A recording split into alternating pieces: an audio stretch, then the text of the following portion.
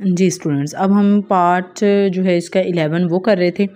ठीक है, तो अब हमारे पास k+1 पुट किया। k+1 पुट करने से हमारे पास जो इक्वेशन 1 आई हुई है, तो k+1 पुट करने से इक्वेशन 2। अब इक्वेशन 2 में जो है k+1 +2 और 3 हमने एडिंग बोथ साइड कर देना है इक्वेशन 1 के। जब हम एडिंग बोथ साइड इक्वेशन 1 करेंगे तो ये हमारे पास टर्म ऐसे कुछ आ जाएगी।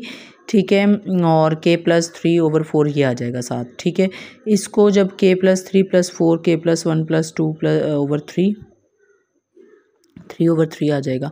और इसमें देखें हमने ये लगाया है कॉम्बिनेशन, जो हमने पहले लास्ट चैप्टर में 7 चैप्टर में सीखे, n combination r plus n combination r-1 बराबर होता है n+1 कॉम्बिनेशन r। तो अब यहाँ पे है n r-1 बराबर होता है n+1 r के। ठीक है, अब इसका मतलब ये है कि जो हमारे पास ये टर्म है ना n/r, ठीक है, n r-1, ठीक है, ये 4 है और ये 4r की जगह पे है, r है और r-1, तो ये किसके बराबर है n+1 r। n+1 क्या मतलब k+3+1 और r है हमारे पास 4, तो k+1+3 इसको हम ज़रा इस तरह से कर लिख लें, विच इज़ हमारे पास सेकंड है, तो ये हमारे पास ट्रू हो गया for all positive integer. This formula is true for all positive integer.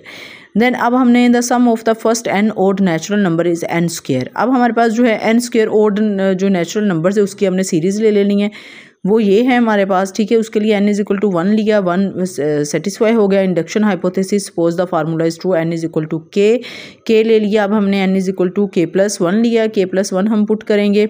ठीक है, अब हमने जो है ना ये वाली टर्म, ये वाली 2 × k+1 - 1 adding both side of equation 1, इनको बोथ साइड पे ऐड किया। ठीक है, k² 2 को अंदर मल्टीप्लाई किया, -2 करके ये +1 आ गया, k+1 का ये आ जाता है हमारे पास k+1 का whole square which is second. तो so it is also true for all positive integer. ठीक है,